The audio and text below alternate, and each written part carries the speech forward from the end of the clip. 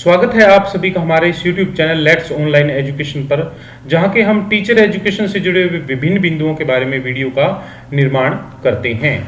तो आज की इस वीडियो में हम चर्चा करेंगे बीएड फर्स्ट ईयर में जो एक प्रैक्टिकल होता है। वैसे तो 4 प्रैक्टिकल होते हैं, लेकिन उनमें से एक practical critical understanding of ICT के बारे में। ये प्रैक्टिकल पूरा का पूरा कंप्यूटर बेस्ड होता है। इस प्रैक्टिकल में कंप्यूटर से संबंधित आप अक्सर प्रश्न पूछे जाते हैं। कुछ एक स्थानों पर एग्जामिनर पे डिपेंड करता है या फिर कॉलेज पे डिपेंड करता है कि विद्यार्थियों को कंप्यूटर लैब में कुछ वर्क भी करवा करके देखा जाता है। जैसे कि उनसे एक लेटर टाइप करवा लिया जाता है, एक्सेल में सीट बनवा ली जाती है, या फिर इसी तरह कोई एड, टीचिंग एड वगैरह, पीपीटी वगैरह भी प्रैक्टिकल वर्क के रूप में करवाया जाता है। लेकिन ऐसा बहुत कम जगह पर करवाया जाता है। वैसे प्रैक्टिकल वाइवा में ये एग्जामिनर पर डिपेंड होता है कि अगर वो चाहे तो इसमें से कोई भी एक्टिविटी जो है वो करवा सकता है। ये बीएड फर्स्ट ईयर का प्रैक्टिकल है जिसमें कि वाइवा वॉइस होता है। इस सिलसिले में हमारी ये एक नई सीरीज हमने शुरुआत की है, क्योंकि अभी कुछ यूनिवर्सिटियों के प्रैक्टिकल होने हैं। इस सिलसिले में हमने ये वीडियो का निर्माण किया है। तो अगर अभी तक आपने हमारे इस YouTube channel let's online education को सब्सक्राइब नहीं किया है तो अभी ही इस यूट्यूब चैनल को सब्सक्राइब करें, वीडियो को ज़्यादा से ज़्यादा लाइक और शेयर करें। आप हमें टेलीग्राम पर भी लेट्स ऑनलाइन एजुकेशन के नाम से ज्वाइन कर सकते हो, जहां के इससे संबंधित पीडीएफ फाइल आपको उपलब्ध करवा दी जाएगी। अगर आप टीचर एजुकेशन बीएड के सिलसिले में कुछ पूछना चाहते हो तो आप हमें व्हाट्सएप नंबर 9355695753 पर व्हाट्सएप मैसेज या फिर ज्यादा अर्जेंट होने पे कॉल भी कर सकते हो। तो आपकी समस्या का समाधान हर हालात में करने का पूर्ण प्रयास किया जाएगा। चौधरी रणवीर सिंह यूनिवर्सिटी जींद के अगर बैचलर ऑफ एजुकेशन 2 ईयर के सिलेबस की बात करें तो ये उनका सिलेबस है जो कि एज पर एनसीटी फ्रेमवर्क 2014 के अकॉर्डिंग तैयार किया गया है। इसमें आप देख सकते हैं कि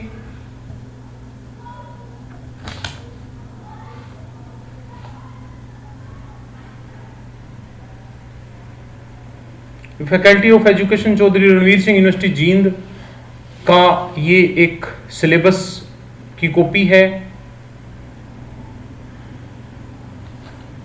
इसमें आप देख सकते हैं कि यहां इन्होंने सिलेबस में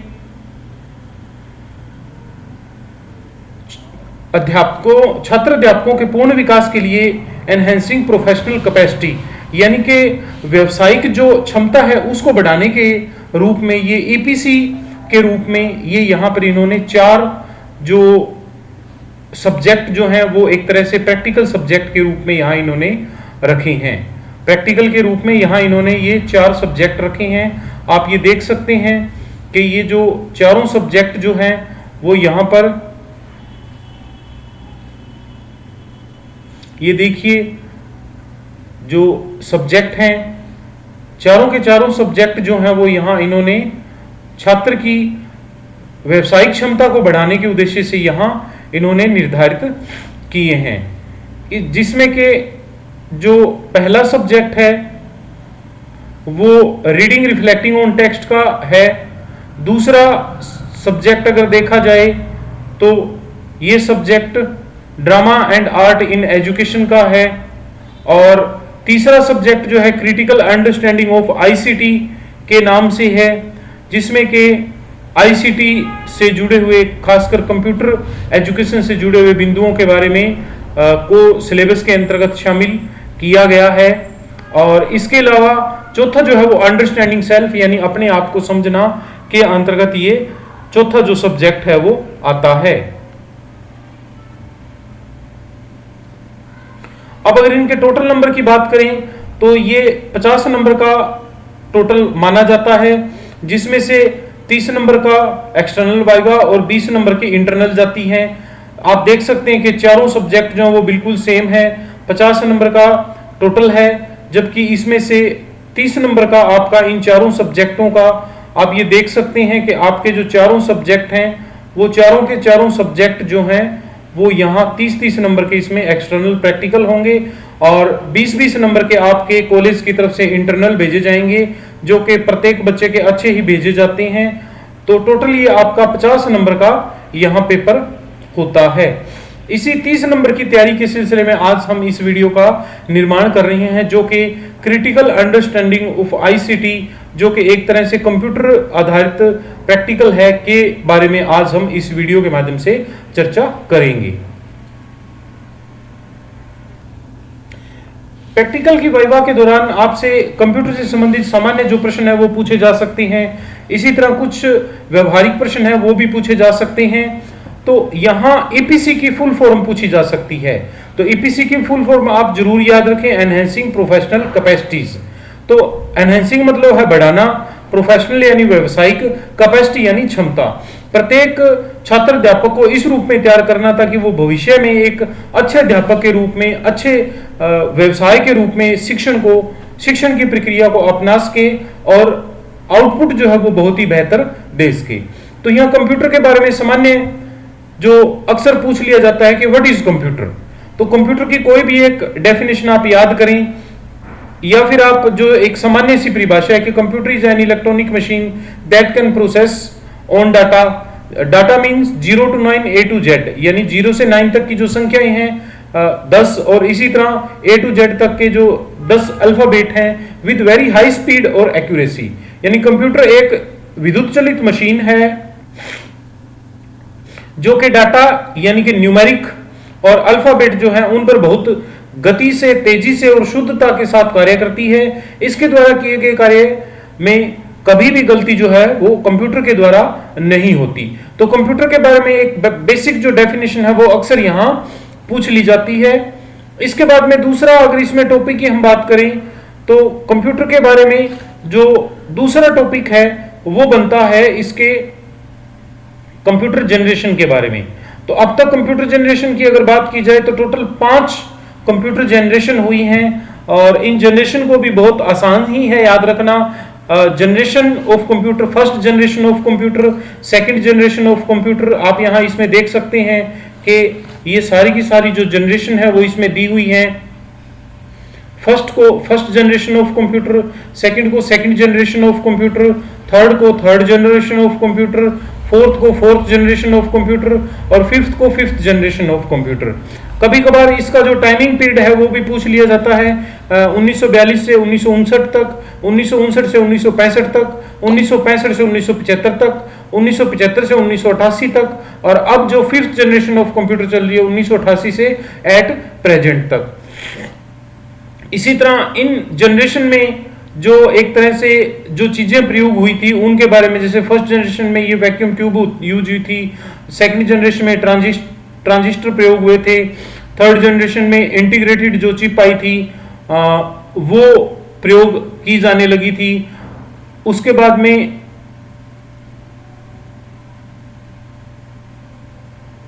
यहां थर्ड जनरेशन में जो इंटीग्रेटेड चिप थी ये बहुत बड़े साइज की थी। फोर्थ जनरेशन में जो इंटीग्रेटेड चिप थी ये अल्ट्रा लार्ज थी। और अब जो मौके पे जो फिफ्थ जनरेशन ऑफ कंप्यूटर है यहां पे आर्टिफिशियल इंटेलिजेंस जो है वो प्रयोग किया जा रहा है, यानी कि बहुत सी चीजों के निर्णय जो है वो कंप्यूटर अपने आप उसके अंदर जो पहले से प्रोग्राम डाले जाते हैं उसी के अकॉर्डिंग वो कर लेते हैं।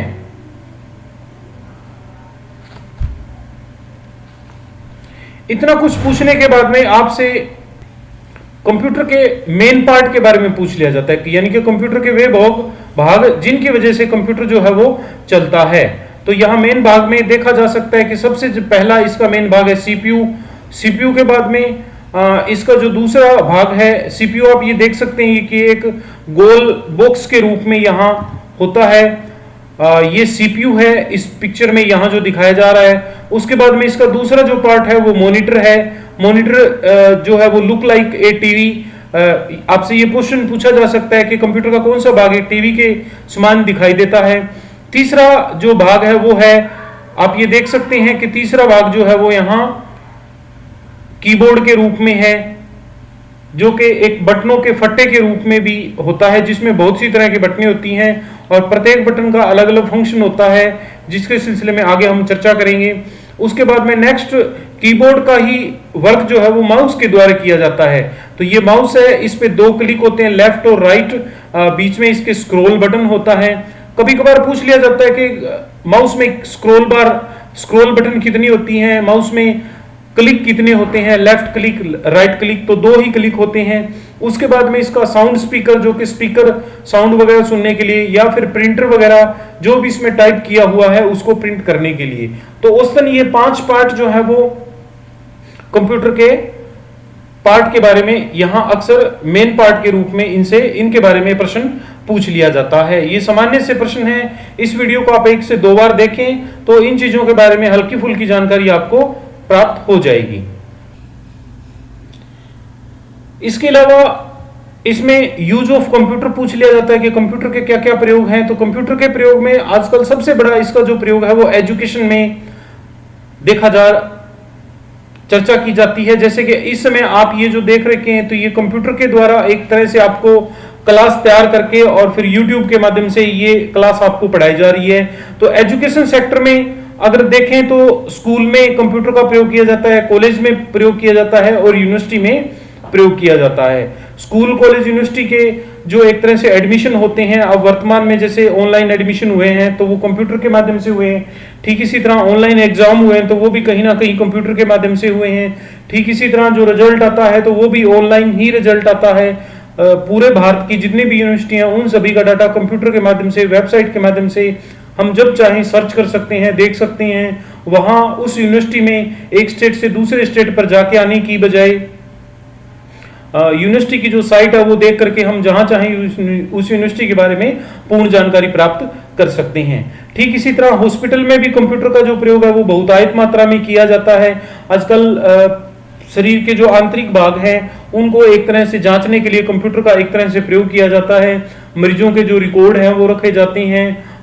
एम्स जितने भी एम्स हैं उन सभी में मरीजों से जुड़ी हुई जो जानकारियां वो सारी की सारी ऑनलाइन की जाती है ताकि एक मतलब कॉमन डाटा बनाया जा सके। इसी तरह बैंकिंग के सेक्टर में भी कंप्यूटर का बहुत बड़े स्तर पर प्रयोग किया जाता है। बैंकिंग सर्विस जो है वो आप घर पे बैठे हुए कोई भी बैंक की साइट वगैरह या फिर मोबाइल ऐप प्रयोग करके ट्रांजैक्शन का जितना भी काम है वो सारा का सारा हम घर से कर सकते हैं। अगर बैंक खाते में पैसे हैं तो उससे हम ऑनलाइन शॉपिंग कर सकते हैं, बहुत सी तरह के बिल भर सकते हैं, स्कूल कॉलेजों यूनिवर्सिटी वगैरह की फीस भर सकते हैं। इसी तरह ट्रांसपोर्ट में भी कंप्यूटर का बहुत बड़ा योगदान है। जैसे इसमें आप देख सकते हैं कि बस से जुड़ी हुई, रेल से जुड़ी हुई, एयर से जुड़ी हुई जो एयरपोर्ट वगैरह है वहां पर सारा का सारा काम जो होता है वो कंप्यूटर के माध्यम से ही होता है। इसके तहत टिकटें वगैरह जो है वो वितरित की जाती है। पैसेंजर की जो जर्नल इंफॉर्मेशन है वो उसमें फीड कर दी जाती है। बहुत सी तरह की चीजें जो है वो कंप्यूटर के माध्यम से करवाई जाती हैं। इसी तरह सैटेलाइट के माध्यम से भी अगर आप देखें तो कंप्यूटर के माध्यम से ही सारी की सारी चीजें वो संचालित होती हैं। कंप्यूटर के द्वारा ही वो सारी की सारी चीजें संचालित होती है। बहुत बढ़िया तरीके से उस पर काम किया जाता है। मौसम विभाग जो है वो मौसम सही या खराब होने से पहले ही सूचना जारी कर देता है। तो इस तरह की चीजें जो होती हैं वो सैटेलाइट के माध्यम से आसानी से संभव हो पाती हैं।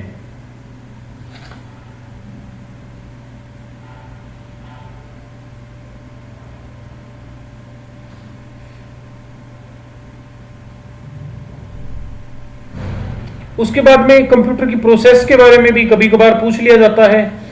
ये सभी प्रश्न आपसे पूछे जाए ऐसे जरूरी नहीं है, लेकिन फिर भी ये जो बेसिक चीजें हैं वो आपको हर हालात में याद होनी चाहिए। तो प्रोसेस ऑफ कंप्यूटर की अगर हम बात करें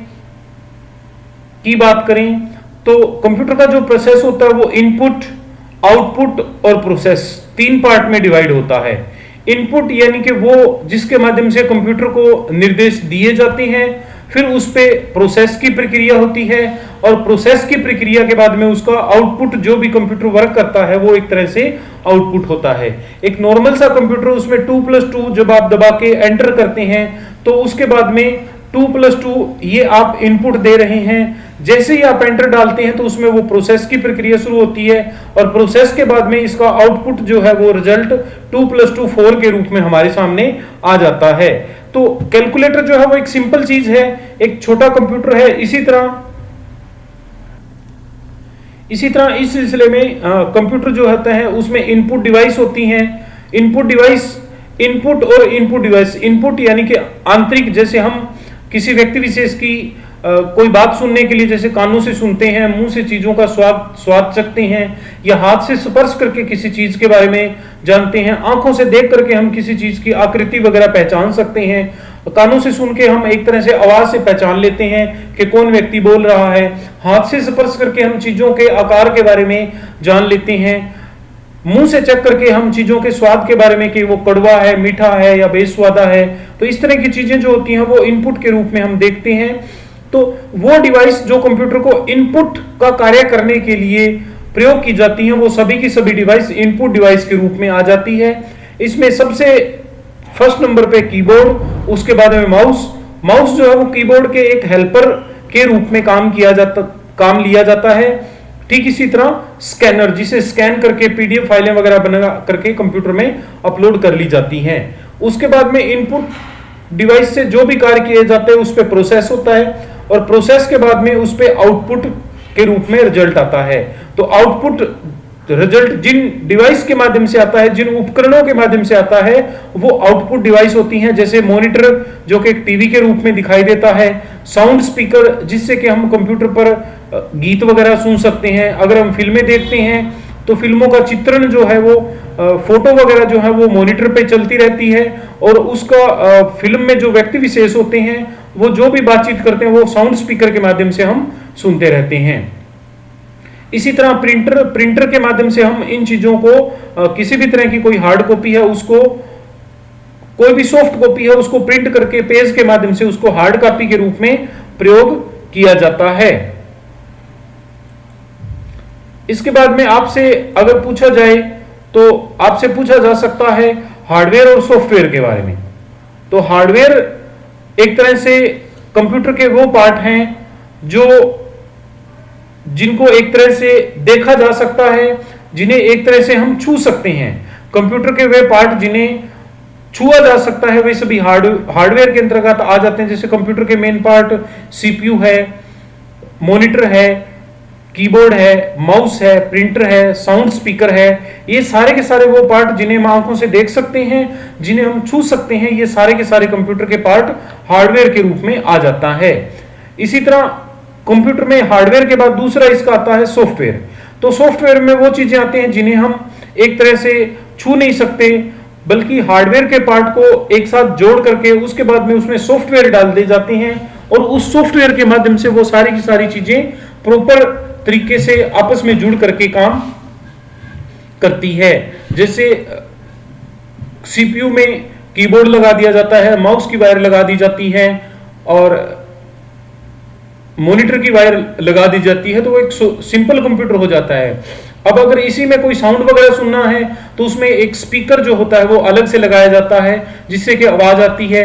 अब अगर कोई पेज प्रिंट करना है तो उसके लिए फिर एक तरह से प्रिंटर लगाना पड़ता है। Printer black and white printer है या कलर्ड प्रिंटर है, तो जितनी ज्यादा काम करने की हमें आवश्यकता होगी उसी के अनुसार इसके जो हार्डवेयर जो है वो अलग अलग और अधिक बढ़ते जाएंगे। कंप्यूटर से हम जितनी तरह का काम लेना चाहेंगे उतनी ही तरह के हार्डवेयर पार्ट जो है वो धीरे धीरे बढ़ाने पड़ेंगे, उतनी ही तरह के अलग काम हम कर सकते हैं। तो अब इसके बाद में दूसरा इसमें आता है हार्डवेयर के बाद में सॉफ्टवेयर। तो कंप्यूटर के वे पार्ट जिनके माध्यम से कंप्यूटर को काम करवाया जाता है वे सारे के सारे सॉफ्टवेयर के रूप में आ जाते हैं। कंप्यूटर के वे सभी पार्ट, कंप्यूटर में एक तरह से सॉफ्टवेयर वो पार्ट है जिनके माध्यम से हार्डवेयर को आपस में जोड़ने के बाद में उनको एक साथ काम करवाया जाता है। तो कंप्यूटर के हार्डवेयर पार्ट को आपस में जोड़ने के बाद में उनको क्रियान्वित यानी चलाने के लिए सॉफ्टवेयर की आवश्यकता होती है। सॉफ्टवेयर से कंप्यूटर के हार्डवेयर भागों को आपस में जोड़ करके चलाया जाता है। जैसे कि कुछ सॉफ्टवेयर की अगर हम बात करें, जैसे Windows, MS office, Corel Draw, page maker, अलग अलग तरह के कार्यों को कराने के लिए हमें अलग अलग तरह के सॉफ्टवेयर की आवश्यकता होती है। अब अगर सॉफ्टवेयर की बात की जाए तो सॉफ्टवेयर भी दो तरह के होते हैं। एक होते हैं सिस्टम सॉफ्टवेयर।